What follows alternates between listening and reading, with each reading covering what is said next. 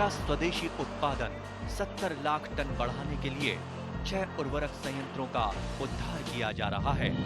FCIL के गोरखपुर, सिंदरी, तलचर और रामागुंडम संयंत्र, HFCL की बरौनी इकाई और BVFCL की नामरू फोर्थ। सोने पर सुहागा ये है कि देश में अब बनेगा सिर्फ नीम लेपित यूरिया, क्योंकि इससे होगा किसानों का फायदा ही फायदा। अनाज का उत्पादन 10% तक बढ़ेगा। बढ़ेगी 10 से 15% नाइट्रोजन क्षमता।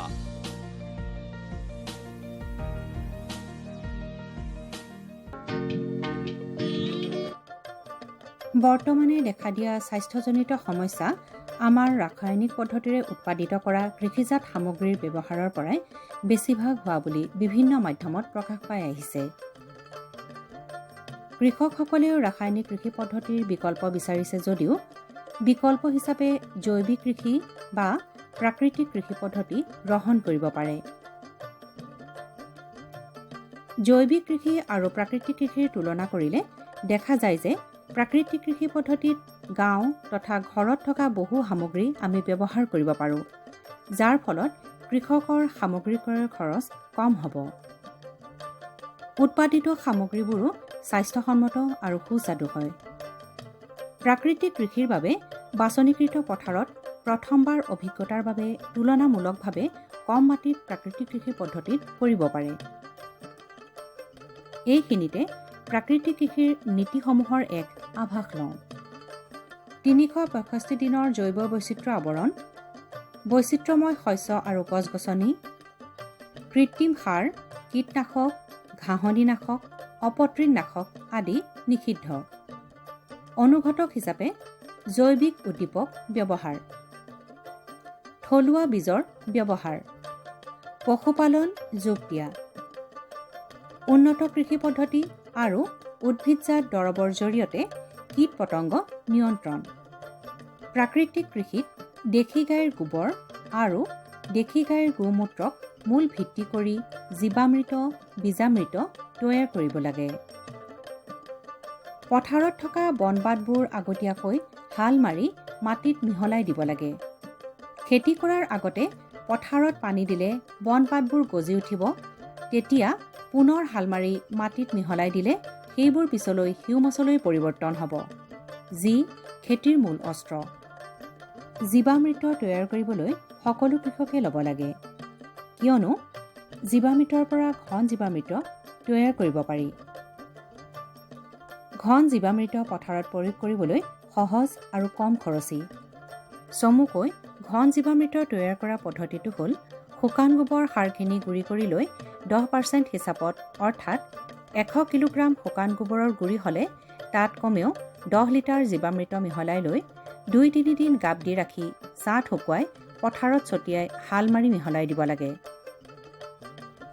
উল্লেখযোগ্য যে ঘন জীৱামৃত প্ৰয়োগ কৰিলে প্ৰাকৃতিক কৃষিত অতি ভাল ফল পোৱা যায়। এইখিনিতে প্ৰাকৃতিক কৃষিৰ বিষয়ে আৰু কিছু কথা জানি লওঁ কৃষি বিশেষজ্ঞ শ্ৰী পলাশমণি বৰুৱাৰ পৰা। আজি এই ক্ষেত্ৰ পৰিভ্ৰমণ কৰি দেখা গৈছিল যে ইয়াতে মধুৰিআমৰ যথেষ্টখিনি খেতি কৰা হৈছে, কিন্তু তেখেতৰ যথেষ্ট ব্যয় আমি দেখা পাইছোঁ। বিশেষকৈ সাৰ প্ৰয়োগৰ ক্ষেত্ৰৰ পৰা আদি কৰি কীটনাশক ঔষধৰ পৰা আদি কৰি তেওঁ যিখিনি ব্যয় তেখেতে কৰিছে, তাৰ ক্ষেত্ৰত ইয়াৰ অল্টাৰনেট হিচাপে ব্যয়বহুল নোহোৱা এটা প্ৰচেষ্টাক মই ভাবোঁ প্ৰাকৃতিক কৃষিয়ে হয়। আৰু এই প্ৰাকৃতিক কৃষি যদি তেওঁ যদি এই ব্যৱস্থাপনা যদি তেওঁ যদি গ্ৰহণ কৰে, নিশ্চয়কৈ তেওঁ এটা মানে ৰাসায়নিক খেতিৰ লগত কম্পিটিশ্যন কৰিব পৰাকৈ, প্ৰতিযোগিতামূলক কৰিব পৰাকৈ তেখেতে উত্তীৰ্ণ হ'ব বুলি মই আশাবাদী। যদিও প্ৰাকৃতিক কৃষি কনচেপ্টটো, বিষয়বস্তুটো আমাৰ অসমৰ কৃষকৰ বাবে অতি নতুন আৰু চালুকীয়া অৱস্থাত আছে, গতিকে কৃষকসকলে এই বিষয়ে কিছু কথা জ্ঞাত নহয়। গতিকে এই বিষয়ত আমি এটা কথা কওঁ, ইয়াৰ জনক হ'ল মাছাবাবু চাবুকা, কিন্তু তেখেতৰ পিছত তেখেতে আচলতে ন' প্লাৱিং, ন' উইডিং, ন' ক্লাবিং এনেকুৱা ধৰণৰ কথা কিছুমান আছিল, য'ত হাল বোৱা নাছিল, হাল ৰহিত আছিল, কেমিকেল প্ৰয়োগ কথা নাছিল, কোনো ধৰণৰ মানে বন নিৰণি কথা নাছিল।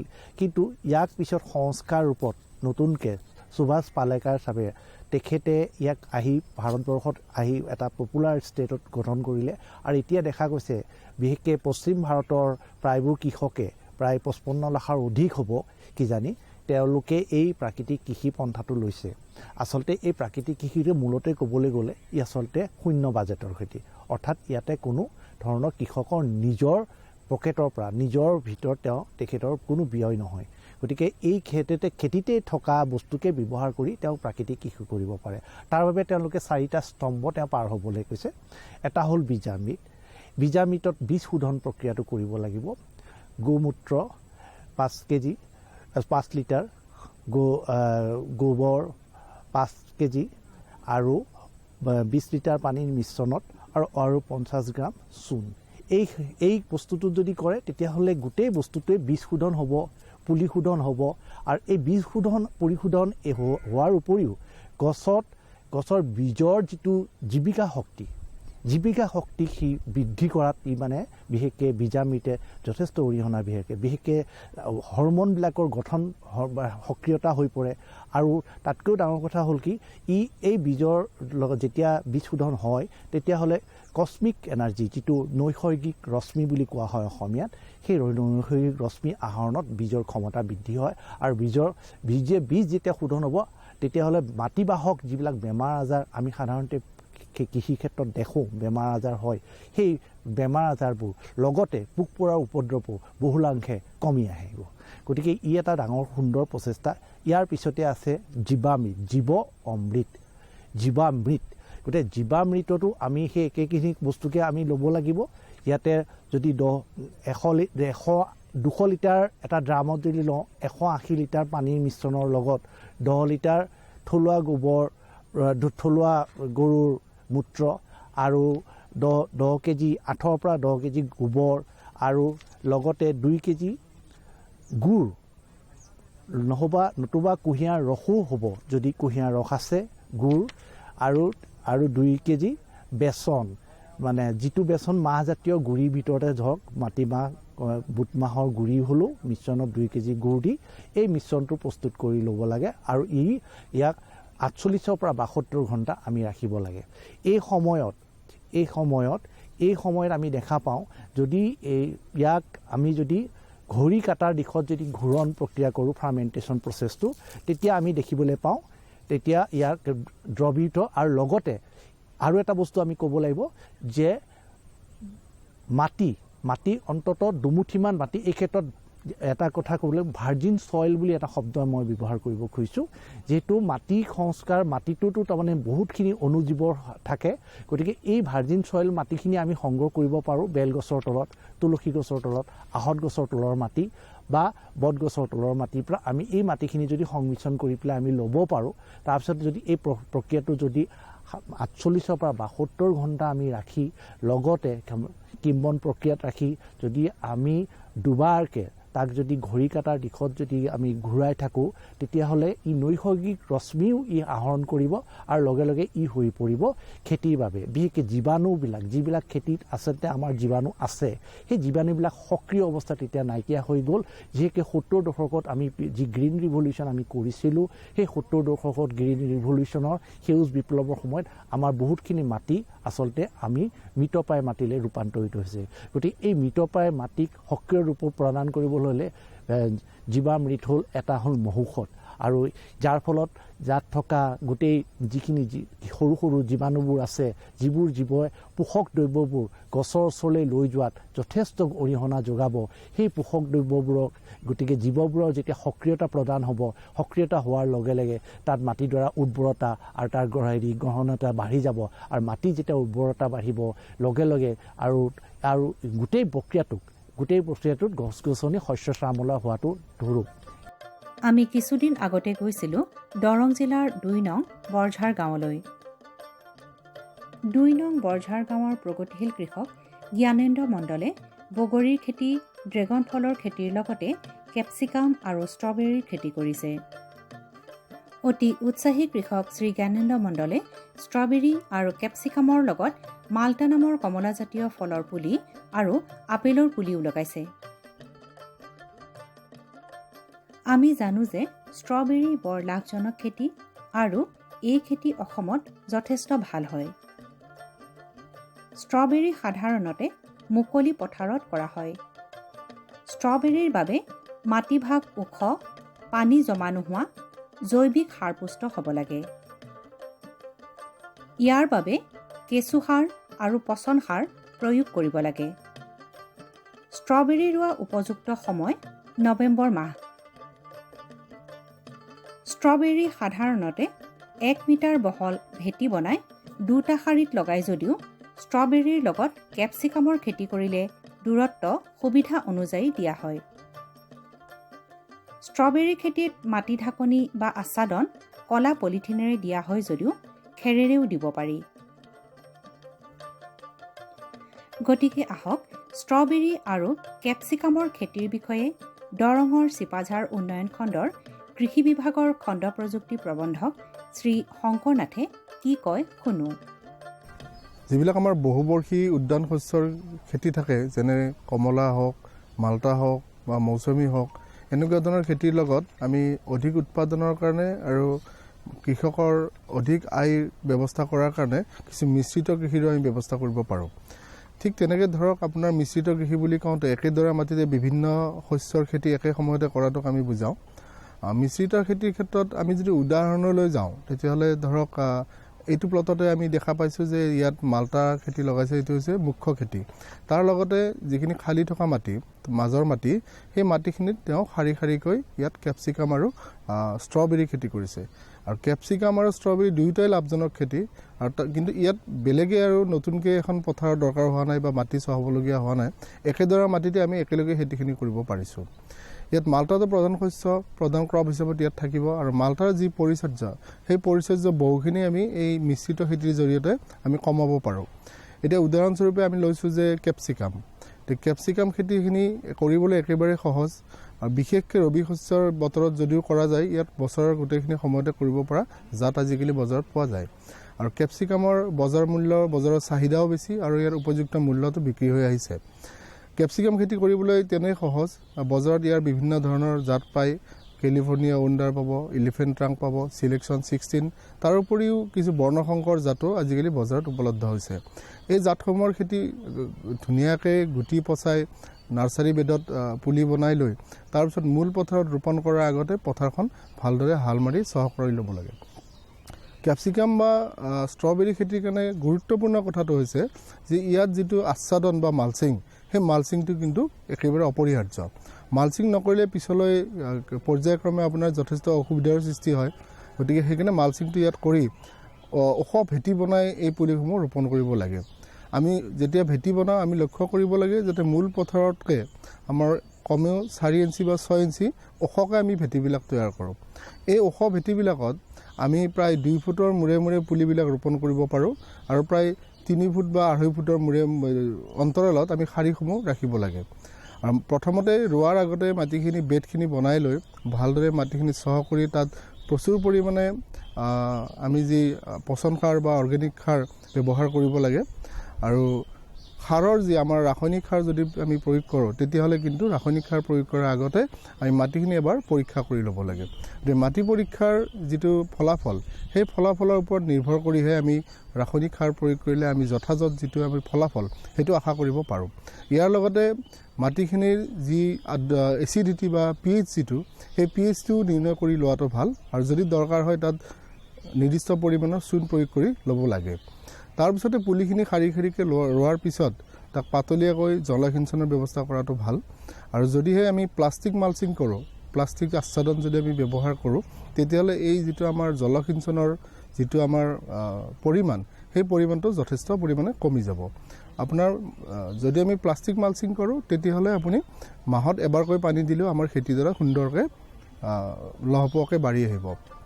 কেপচিকামৰ খেতি সাধাৰণতে গ্ৰীণ হাউচত কৰিলে বেছি উৎপাদন পায়। কেপচিকাম মধ্যমীয়া ঠাণ্ডা ভালপোৱা খেতি। কেপচিকামৰ গছৰ বৃদ্ধি আৰু উৎপাদনৰ বাবে দিনৰ তাপমাত্ৰা 30 ডিগ্ৰী চেলছিয়াছৰ কম বেছি সুবিধাজনক। কেপচিকাম খেতিৰ বাবে মাটি ভালদৰে চাহ কৰি মিহি কৰি প্ৰতি বৰ্গমিটাৰত 20 কিলোগ্ৰামমান পচন সাৰ দি ল'ব লাগে। কেপচিকামৰ বাবে বেড কমেও 10 পৰা 15 চেণ্টিমিটাৰ ওখ হ'ব লাগে। কেপচিকাম ৰোপণৰ খুব উপযুক্ত সময় অক্টোবৰ। কেপচিকাম স্বাস্থ্যৰ বাবেও বৰ উপকাৰী। খণ্ড প্ৰযুক্তি প্ৰবন্ধক শ্ৰী শংকৰনাথে কেপচিকাম আৰু ষ্ট্ৰবেৰীৰ মাজত থকা মাল্টা নামৰ কমলাজাতীয় গছত দেখা দিয়া পুষ্টিজনিত অভাৱ আৰু অন্যান্য বিষয়ত এনেদৰে কয়। ষ্ট্ৰবেৰীয়ে হওক, কেপচিকামেই হওক বা বহুবৰ্ষী যিবিলাক শস্য আছে, আমাৰ কমলাই হওক, নেমুটেঙাই হওক, এই গোটেইবিলাক শস্যৰ ক্ষেত্ৰতে আমি যদি প্ৰাকৃতিক কৃষি পদ্ধতিক আঁকোৱালি ল'ব পাৰোঁ, তেতিয়াহ'লে যথেষ্ট উৎপাদন হ'ব আৰু কৃষকৰ আয়টো যথেষ্ট বৃদ্ধি হ'ব। এই ক্ষেত্ৰত কৃষকসকলে যি আমাৰ পুলি শোধন বা বীজ শোধন, তাৰ কাৰণে বীজামৃত ব্যৱহাৰ কৰিব পাৰিব বা মাটিৰ যি উৰ্বৰতা বা মাটিৰ যি স্বাস্থ্য, সেইটো অক্ষুণ্ণ ৰাখিবলৈ কৃষকসকলে জীৱামৃত ঘৰতে প্ৰস্তুত কৰি ল'ব পাৰিব। আৰু ইয়াত আটাইতকৈ ভাল কথাটো হৈছে যে জীৱামৃতেই হওক বা বীজামৃতেই হওক, এইসমূহ দ্ৰব্য প্ৰস্তুত কিনিব নালাগে, এইবিলাক ঘৰতে পোৱা সামগ্ৰীৰে বনাই ল'ব পাৰি। মূলতঃ গৰুৰ গোবৰ, গোমূত্ৰ, থলুৱা গৰুৰ এইটো মুখ্য উপাদান আৰু তাৰ লগতে কিছু অন্যান্য উপাদান লৈ আমি বীজামৃত আৰু জীৱামৃত প্ৰস্তুত কৰি ল'ব পাৰোঁ ঘৰতে। তাৰোপৰি আমাৰ যি আচ্ছাদন বা মালচিং, সেইটো এটা দৰকাৰী কথা প্ৰাকৃতিক খেতিৰ কাৰণে। আৰু আচ্ছাদন বা মালচিং কিন্তু এই ক্ষেত্ৰত আমি পলিথিন বা এনেকুৱা ধৰণৰ কৰিবলৈ খেতিয়কক আমি উৎসাহিত কৰিব নোখোজোঁ। আমি সেই ক্ষেত্ৰত খেৰ, বন বা এনেকুৱা ধৰণৰ জৈৱিক পদাৰ্থৰে আচ্ছাদনৰ ব্যৱস্থা কৰিব পাৰোঁ। নতুবা আমাৰ কিছু তেনেকুৱা ধৰণৰ কৃষি পদ্ধতিতে আমি কৰিব পাৰোঁ যে আমি কিছু শাক পাচলিও তাত আচ্ছাদন হিচাপত লগাব পাৰোঁ। যেনে ধৰক এতিয়া আপুনি জলকীয়া বা কেপচিকামৰ খেতিৰ কথা আমি ক'ব পাৰোঁ। সেই খেতিৰ মাজে মাজে আমি ধনিয়া, পালেং বা লাই শাক আমি আচ্ছাদন হিচাপত ব্যৱহাৰ কৰিব পাৰোঁ, যাৰ ফলত মাটিখিনিত ৰ'দটো ডাইৰেক্টলি নপৰিব, সূৰ্যৰ পোহৰটো, তাৰ ফলত মাটিৰ যিটো আৰ্দ্ৰতা, সেই আৰ্দ্ৰতাখিনি বাচি থাকিব। আৰু ইয়াৰ লগতে মাটিৰ স্বাস্থ্যৰ লগত আমাৰ হিউমাছৰ পৰিমাণটো যথেষ্ট পৰিমাণে নিৰ্ভৰ কৰে। কেঁচুৰ উপস্থিতি বা অন্যান্য যি আমাৰ উপকাৰী অণুজীৱ আছে, সেইসমূহৰ উপস্থিতি তথা ইয়াৰ সংখ্যা, এইটো এটা বৰ দৰকাৰী কথা। আৰু সেইখিনিৰ কাৰণে আমি যদিহে মাটিখিনিত আমি জীৱামৃত আমি প্ৰয়োগ কৰি থাকোঁ, তেতিয়াহ'লে মাটিত যি এইসকল মানে অণুজীৱৰ উপস্থিতি, সেইটো যথেষ্ট বৃদ্ধি হ'ব। লগে লগে হিউমাছৰ পৰিমাণ বৃদ্ধি হ'ব।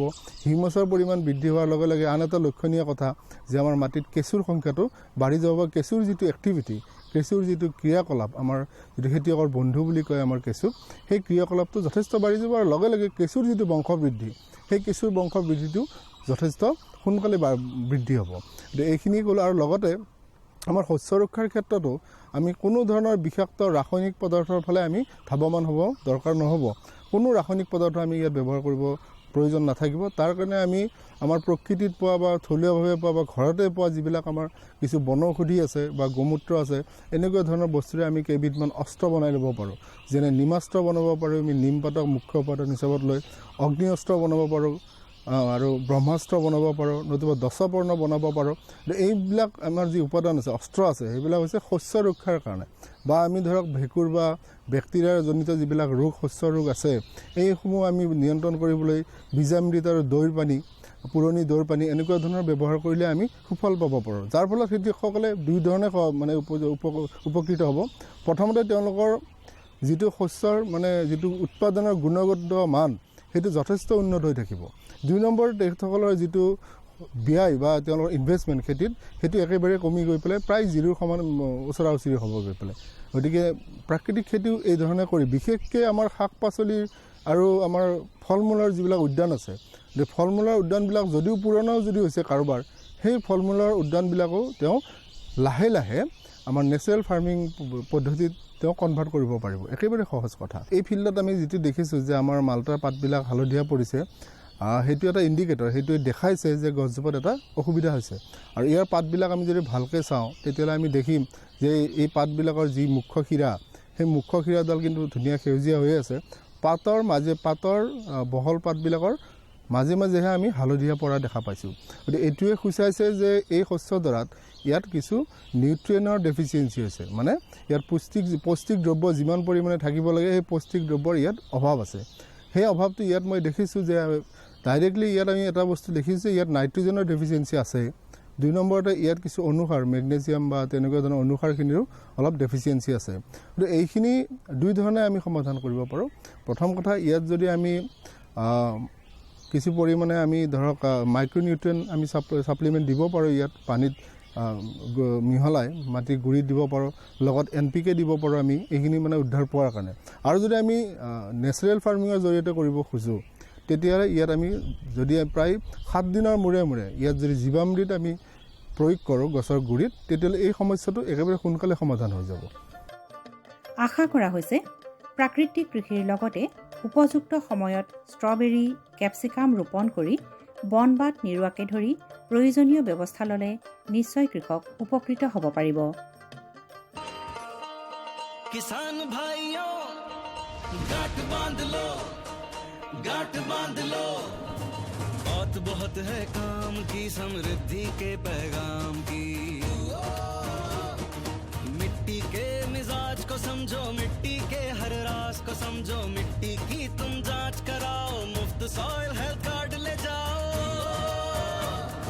कभी मुनासिब बीज लगाओ, सही किस्म की खाद ले आओ, जितनी जरूरी उतनी डालो, सही मात्रा खुद पहचानो, इसको अपना मंत्र बना लो, मिट्टी की सेहत तो जानो। बात बहुत है काम की, कम लागत अधिक वरदान की, किसान भाइयों गांठ बांध लो। आज ही मिट्टी की जांच कराएं, राज्य सरकार के कृषि अधिकारी से संपर्क करें और मुफ्त में सॉइल हेल्थ कार्ड पाएं। कृषि और किसान कल्याण मंत्रालय द्वारा किसान हित में কৃষকসকলৰ বিভিন্ন সমস্যাৰ সমাধানৰ লগতে শেহতীয়া প্ৰযুক্তি আৰু প্ৰয়োজনীয় আনুষংগিক দিশৰ বিষয়ে জানিবৰ বাবে চাবলৈ নাপাহৰিব কৃষি দৰ্শন। প্ৰচাৰিত হয় প্ৰতি সোমবাৰৰ পৰা শুকুৰবাৰলৈ সন্ধিয়া 5:30 বজাৰ পৰা 6 বজালৈ।